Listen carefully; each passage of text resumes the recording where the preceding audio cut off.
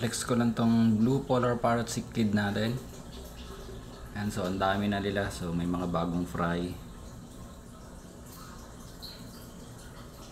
So yun yung mga seniors dyan ay nakatago sa bato na yan.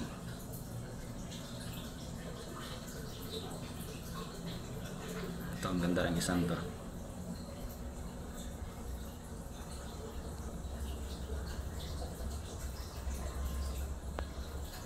So yun yung mga bagong fry, so medyo malalaki na rin. Ayan o. So pero ang dami nyan, andyan lang sa gilid-gilid. Ayan yung iba. So, pero sa lahat ng yan, mayroong namumukod tanging mayroong nag-iisang pangalan dyan.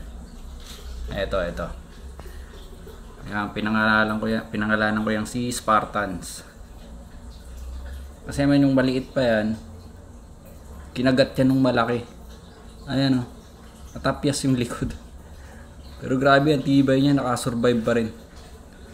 Nabuhay pa rin. Ngayon, ang laki na. Saan na nagtago tuloy, nahiya pa.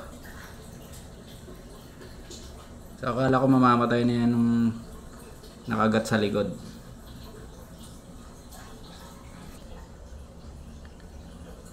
Ayan, so ayan siya. Spartan. So mandirigma yan. Ayan, laki ng tapya sa likod pero nabuhay pa rin siya. Ang tibay, grabe.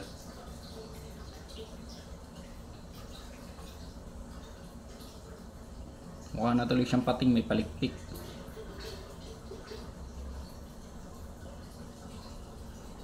At eto ang Salarindian. Yan ang Salarindian. Yan ang tumapyas ng likod yan nung maliit pa yun.